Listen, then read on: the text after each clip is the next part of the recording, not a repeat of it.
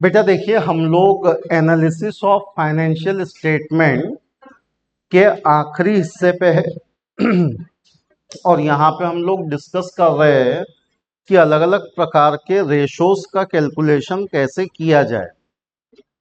हम question number 32 तक पहुंच गए थे। अब आप आ जाइए क्वेश्चन 33 पे। बोला है from the following information calculate gross profit ratio. बेटा ग्रॉस प्रॉफिट रेशो का फॉर्मूला है gross profit divided by net cell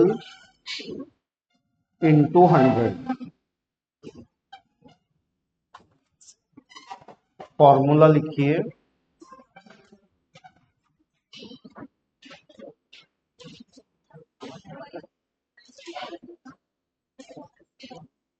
देखिए क्या बोला है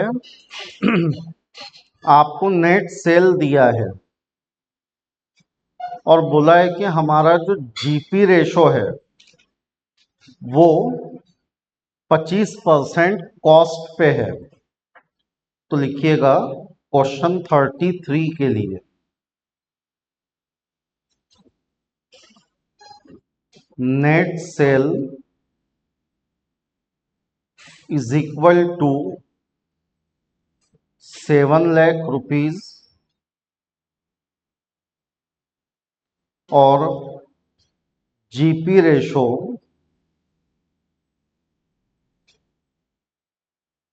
25% ऑन कॉस्ट।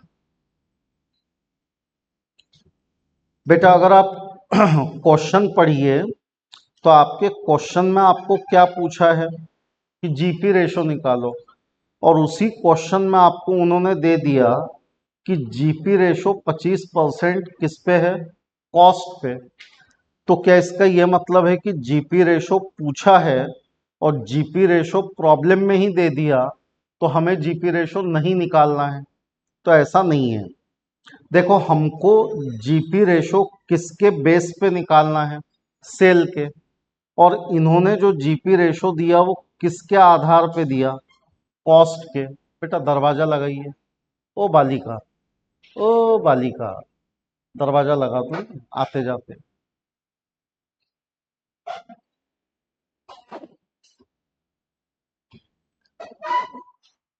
तो मुद्दा ये है कि अपने को जीपी रेशो किस पे दिया है, कॉस्ट पे। इस पे से हमको जीपी निकालना है और ये वाले फॉर्मूले में वैल्यू पुटअप करके जीपी रेशो का आंसर निकालना है। तो देखिए लेट अस एज्यूम, बेटा आपको 25% का जीपी किस पे दिया है, कॉस्ट पे, और आपके आंखों के सामने जो है वो क्या है, सेल। तो आप एज्यूम कर लीजिए कि कॉस्ट 100 है। 100 रुपए की कॉस्ट पे जीपी 25% है, तो जीपी 25% ऑन कॉस्ट। तो 100 रुपए की कॉस्ट पे जीपी हो गया 25। और बेटा कॉस्ट में प्रॉफिट प्लस किया जाए तो आता है सेल। मतलब 100 में 25 प्लस करो तो आपको वैल्यू मिलती है सेल 125।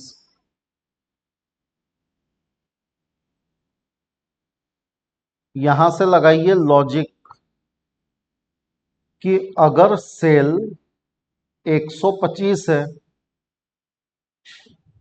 तो आपका जीपी 25 है। अगर सेल 125 है तो आपका जीपी कितना है, 25 है। यहां पे आपका जो सेल है वो कितना है, 7 लाख। तो अगर सेल 7 लाख है तो जीपी कितना, क्रॉस मल्टीप्लाई करेंगे। 7 लाख इंटू 25 अपॉन 125। सिंप्लीफाई करेंगे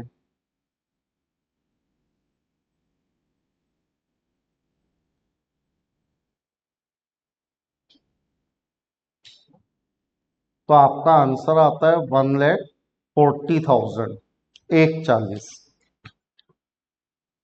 तो बेटा ये हमने जीपी कैलकुलेट कर लिया। फॉर्मूला लिखा है उसमें वैल्यू पुटअप करेंगे।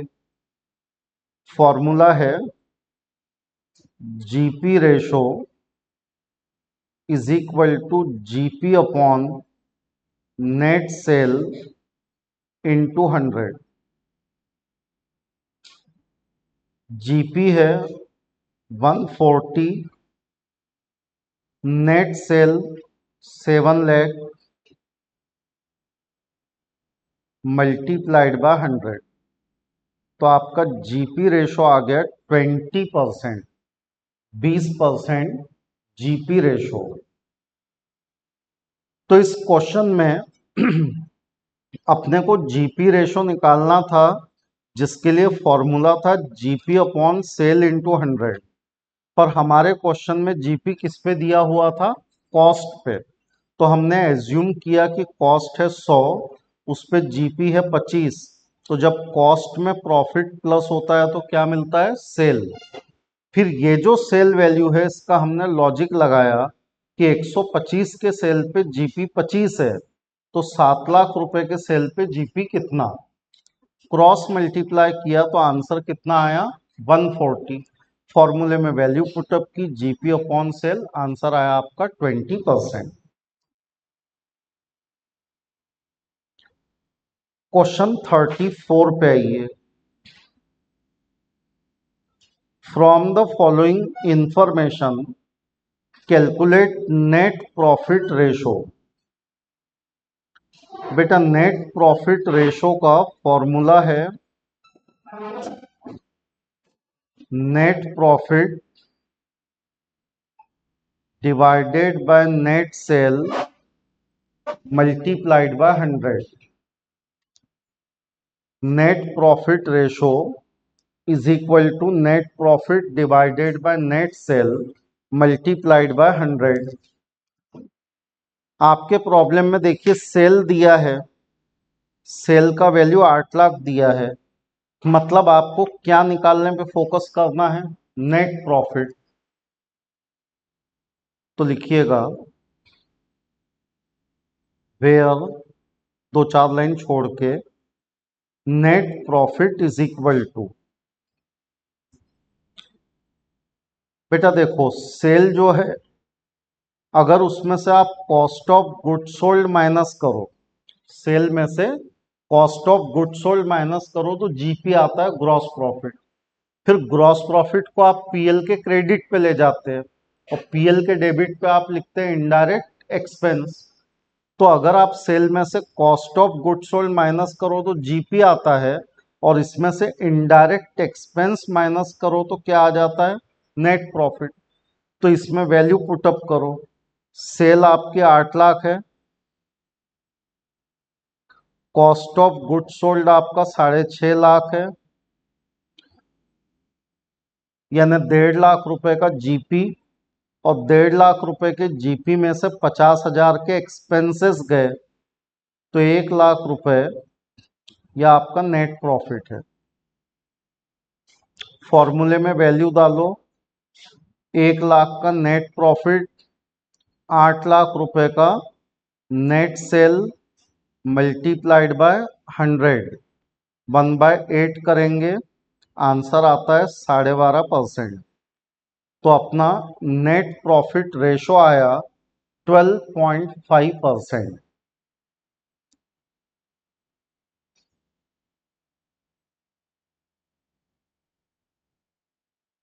बेटा आपको अटेम्प्ट करना है क्वेश्चन 35, 36।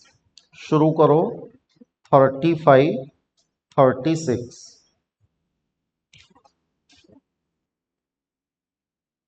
बोलिए बेटा क्वेश्चन 35 का आंसर कितना आया? 50%, 15%। आया? कितने लोगों का आया? इसके बाद वाले क्वेश्चन में 7 लाख रुपए का सेल है और 30% का जीपी रेशो है, मतलब आपका 2,10,000 रुपए जीपी आ गया, 7 लाख का 30%। फिर बेटा sale minus cost of goods sold यानी भी जीपी होता है, और सेल इंटू जीपी रेशो यानी भी जीपी होता है। अब आपको जीपी में से क्या माइनस कर देना है? Indirect expense. तो ये एडमिनिस्ट्रेटिव एक्सपेंस, सेलिंग एक्सपेंस और इंटरेस्ट, ये सब आपके क्या है? Indirect expense. तो इन तीनों की टोटल लगा के माइनस कर देंगे। 1,19,000 इनडायरेक्ट एक्सपेंस। 2 10 में से 1 19 गए, बचे 91। तो ग्रॉस प्रॉफिट में से इनडायरेक्ट एक्सपेंस गया, तो जो बचा वो आपका क्या है? Net profit. फॉर्मूले में वैल्यू पुटअप किए, 91/7 लाख मल्टीप्लाइड बाय 100। सिंप्लीफाई किया तो आपका आंसर आता है 13%। कितने लोगों का आया? जिनका नहीं आया वो लिख के रखो।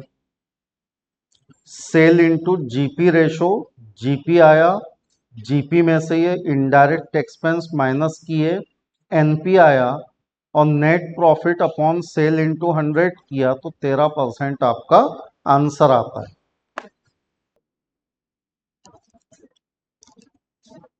बोलिए बेटा, लिखे ये। चलिए, अब चैप्टर के बिल्कुल आखिरी हिस्से पे हम पहुंच गए हैं।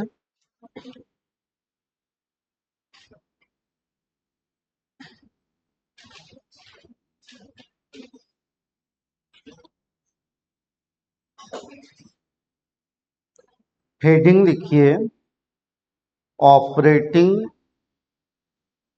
Ratio.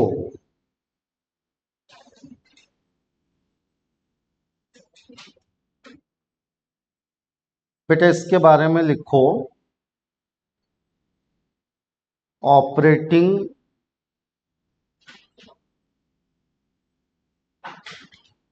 Ratio is an expense ratio. Operating ratio is an expense ratio which shows percentage of overall operating expense with sale. Operating ratio is an expense ratio. Operating ratio basically क्या है? तो बेटा ऑपरेटिंग रेशो बेसिकली खर्चे का ratio है, और ये ratio आपको क्या बताता है? तो ये बताता है कि बिजनेस का ओवरऑल ऑपरेटिंग का जो खर्चा है वो कितना है। तो इसके लिए फॉर्मूला है operating ratio is equal to cost of goods sold plus operating expense divided by net sale multiplied by 100। Operating ratio is equal to cost of goods sold plus operating expense upon net sale multiplied by 100। बेटा बोलिए आए क्या answer इसके? 37 का answer बताइए कितना आया? 70%। और 38 का 61 तो बेटा यहाँ पे आपके रेशो एनालिसिस के भी सभी प्रॉब्लम हो गए। तो इस चैप्टर में आपने क्या क्या पढ़ा? तो इस चैप्टर में आपने सबसे पहले पढ़ा वर्टिकल स्टेटमेंट बनाना, फिर आपने पढ़ा कंपेरेटिव स्टेटमेंट बनाना, फिर पढ़ा कॉमन साइज स्टेटमेंट, उसके बाद कैश फ्लो स्टेटमेंट और उसके बाद रेशो एनालिसिस। कुछ टेक्स्ट बुक के क्वेश्चन हैं, देखिएगा। टेक्स्ट बुक का रेफरेंस लिखना पेज नंबर 365। क्या बोला है कि company had following current asset and current liabilities. हम लोगों ने ऑलरेडी ये करंट रेशो पढ़ा है। करंट रेशो का फॉर्मूला क्या है? करंट रेशो का फॉर्मूला क्या है? Current asset divided by current liability. तो आपको यहां से आइडेंटिफाई करना है करंट असेट, टोटल लगानी है, आइडेंटिफाई करनी है करंट लाइबिलिटी, उसकी टोटल लगानी है, और current asset upon current liability से आपका क्या आ जाएगा? Current ratio. फिर पेज नंबर 366 का क्वेश्चन है। यहां पे दिया है total asset, fix asset, capital employed. कहता है कोई लॉन्ग टर्म इन्वेस्टमेंट अपने पास नहीं है। क्या निकालने बोला है? Current ratio. जब इस तरह का प्रॉब्लम आपको करवाया था तो एक बैलेंस शीट बना के दी थी, बताया था कि बैलेंस शीट में कौन कौन से एलिमेंट होते हैं। अगर आप वो सारे एलिमेंट लिख लो तो जो बैलेंसिंग फिगर आपको मिलता है वो क्या है? Current asset. कितने लोगों को याद है कि ये करवाया था? तो ट्राई कीजिए, दोनों ही क्वेश्चन में आपको करंट रेशो कैलकुलेट करना है। रेफरेंस लिखना बराबर पेज 365 और 366।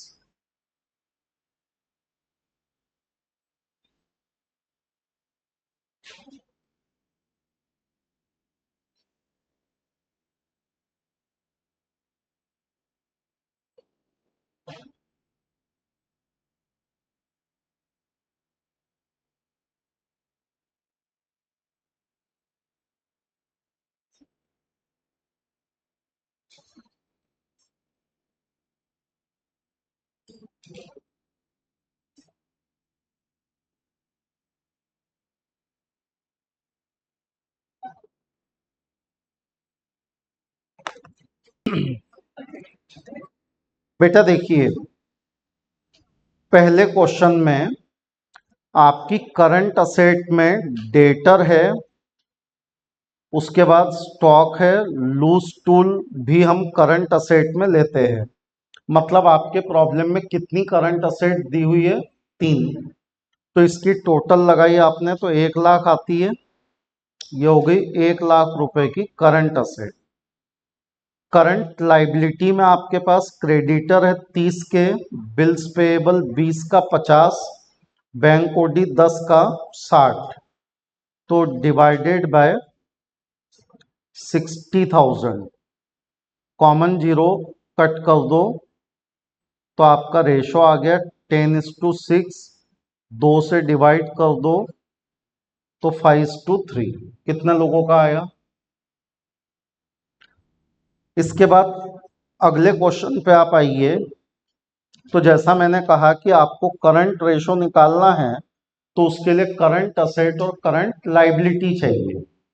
करंट असेट और करंट लाइबिलिटी के लिए हम इस बैलेंस शीट को यूज करते हैं। इसके पहले भी जब ये प्रॉब्लम करवाया था तो आपको ऐसी बैलेंस शीट बना के दी थी। बेटा कैपिटल एम्प्लॉयड यानी शेयर होल्डर का पैसा 2 लाख रुपए है, तो हमने यहाँ पे लिख दिया कैपिटल एम्प्लॉयड 2 लाख है। टोटल असेट 220 है, तो हमने असेट की टोटल लगा दी 220। जितनी असेट है उतनी ही लाइबिलिटी भी रहेंगी, यानी कि 220। फिर आपको दिया है फिक्स असेट 1 लाख रुपए की है। उन्होंने कहा कि लॉन्ग टर्म इन्वेस्टमेंट 0 है, तो 220 में से एक गए तो 120। ये बैलेंसिंग फिगर आपकी क्या आ गई? Current asset. ऐसे ही यहाँ 220 में से 2 गए तो 20,000 का बैलेंसिंग फिगर ये आपकी क्या आ गई, करंट लाइबिलिटी। तो आप simply current asset upon current liability करेंगे, मतलब आप एक 20 को 20,000 से डिवाइड करेंगे, कॉमन जीरो कैंसल करो, रेशो आता है 12:2, सिंप्लीफाई करो 6:1। आया? कितने लोगों का आया?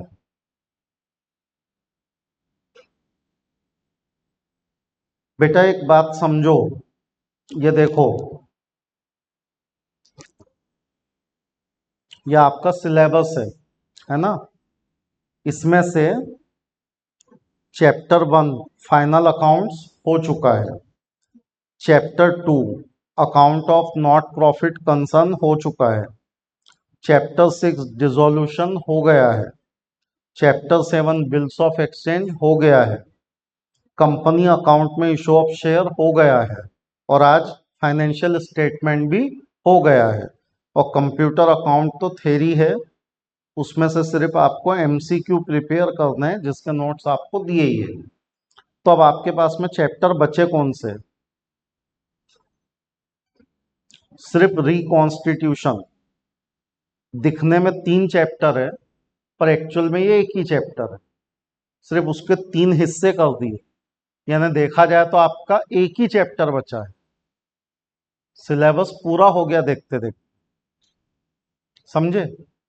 और ये जो पीछे वाले जोन में बच्चे बैठे हैं, ये अलग ही दुनिया में है, मतलब पता नहीं इनका कौन सा अपना एक काल्पनिक वर्ल्ड है, ये उसी में खोए रहते, कभी घर पे जाके प्रॉब्लम प्रैक्टिस नहीं करते, कभी क्लास में प्रॉब्लम प्रैक्टिस नहीं करते, समझे? तो ये बात पे ध्यान दो कि syllabus is almost done.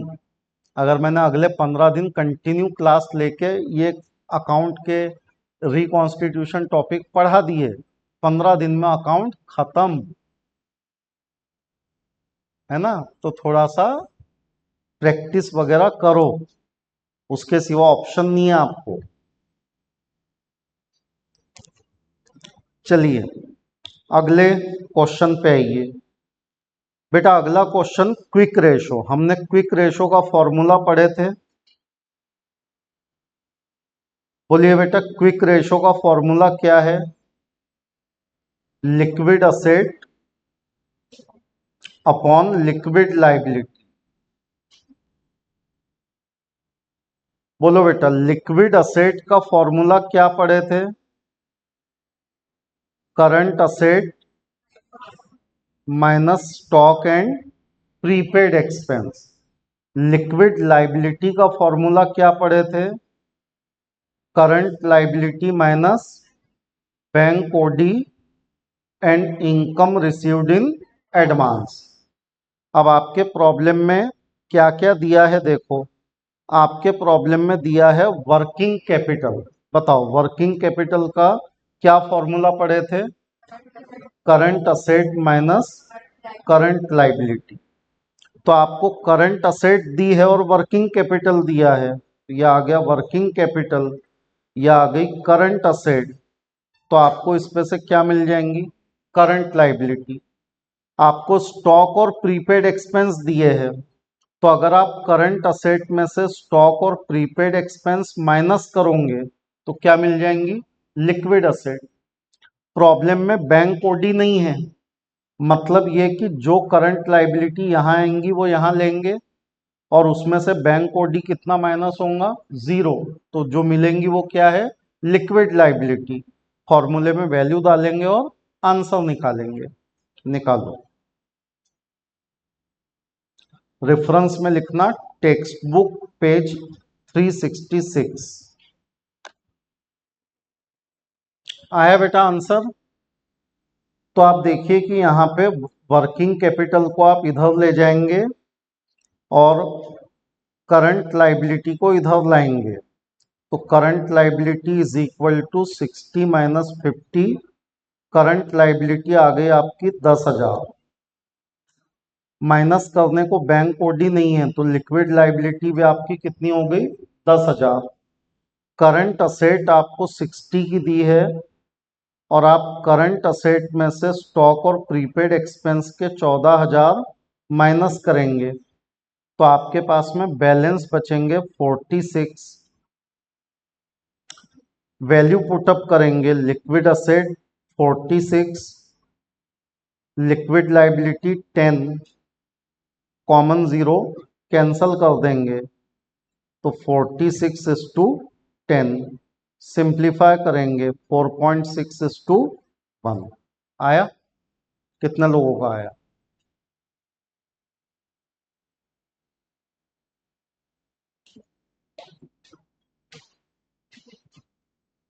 Page number 367 है आपके टेक्स्ट बुक का। ग्रॉस प्रॉफिट रेशो निकालना है, निकालो। ये तो अभी अभी समझाया, आज ही समझाया आपको ये।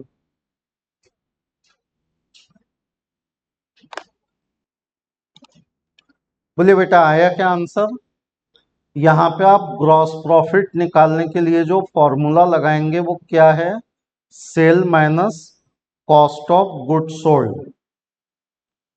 और कॉस्ट ऑफ गुड्स सोल्ड यहां से निकलेगा opening stock plus purchase minus closing stock. बताइए कॉस्ट ऑफ गुड्स सोल्ड कितना आया? 3,40,000। कॉस्ट ऑफ गुड्स सोल्ड आया 340। फिर 540 का सेल है, उसमें से 340 का कॉस्ट ऑफ गुड्स सोल्ड गया तो आपको पता चला जीपी। जीपी, हाँ, अच्छा सेल रिटर्न भी है, ठीक है। तो ये नेट सेल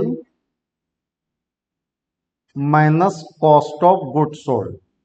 तो बेटा नेट सेल आपका है 5 lakh, sale minus sale return. Cost of goods sold है आपका 340, तो आपका जीपी जो आया वो कितना आया? 160। फिर आपने फॉर्मूले में वैल्यू पुटअप की, 160 का GP, GP divided by sale, 5 lakh रुपए का सेल। सेल हमेशा कौन सा लेना? Net sale. Multiplied by 100, zero zero cut गए, ये 3 जीरो कट गए। 160 को 5 से डिवाइड किया तो आंसर आ गया आपका 32%। कितने लोगों का आया? ठीक बेटा, अभी अभी हमने ऑपरेटिंग रेशो डिस्कस किया है, पेज नंबर 369। ट्राई कीजिए।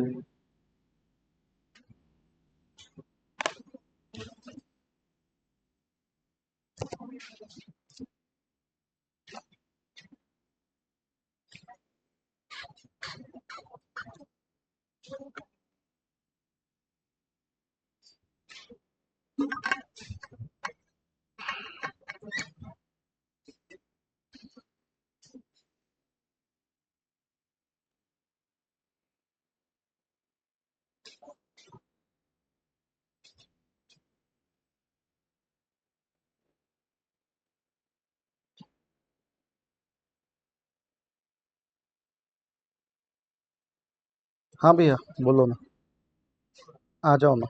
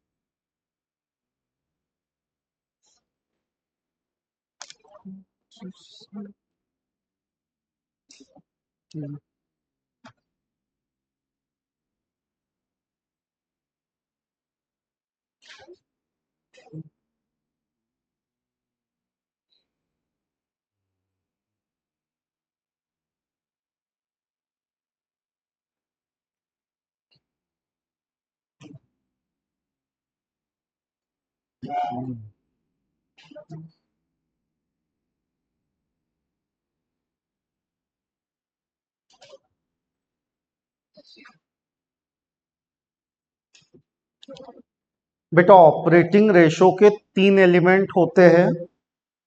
फॉर्मूला है cost of goods sold plus operating expense divided by net cell. तो आपको ये वाले हिस्से से पता चलेगा कॉस्ट ऑफ गुड्स सोल्ड कितना है, opening plus purchase minus closing कितना आया,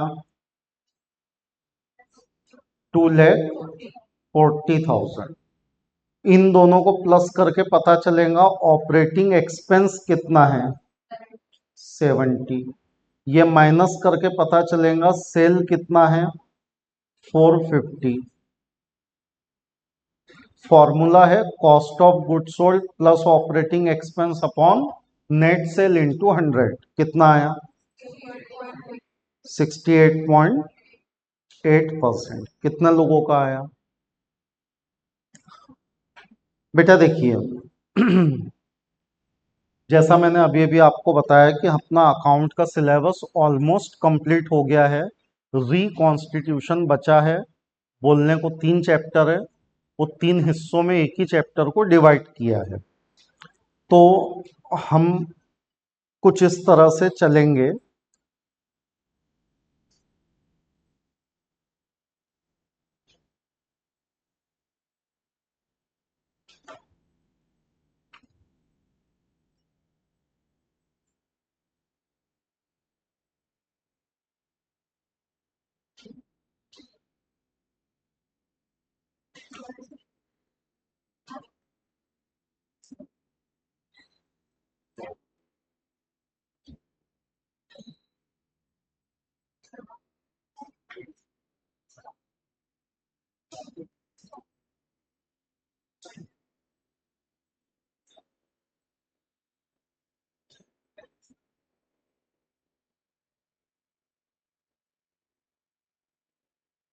बेटा देखो, मंडे, ट्यूसडे, वेडनेसडे, थर्सडे, ये 4 दिन आपके थ्योरी सब्जेक्ट के लिए एलोकेट कर रहे हैं। मतलब इकोनॉमिक्स, एसपी, ओसी जो है वो ये 4 दिन चलेगा। फ्राइडे, सैटरडे, संडे अकाउंट के लिए एलोकेट कर रहे हैं। संडे के दिन टेस्ट ड्यू रहेंगी तो टेस्ट होंगी, नहीं तो फिर अकाउंट का लेक्चर होगा। तो इस तरह से हमको आगे बढ़ना है, समझे? तो अभी फिलहाल कल आप लोग आएंगे तो इकोनॉमिक्स लेके आओ, तो अपना ये वाला वीक रोलिंग में आ जाता। फिर इस वीक से आगे जब हम बढ़ेंगे तो हम इसी टाइम टेबल के मुताबिक चलेंगे। तो कल अपना इकोनॉमिक्स का मेरा ख्याल है एक चैप्टर हुआ है यूटिलिटी। तो कल आप इकोनॉमिक्स का बुक लेके आइए, हम इकोनॉमिक्स आगे बढ़ाएंगे। एज वेल एज ओसी का बुक लेके आइए। ठीक है, आप लोगों को ओसी की भी बुक दी हुई है, तो इकोनॉमिक्स और ओसी दोनों लेके आना है।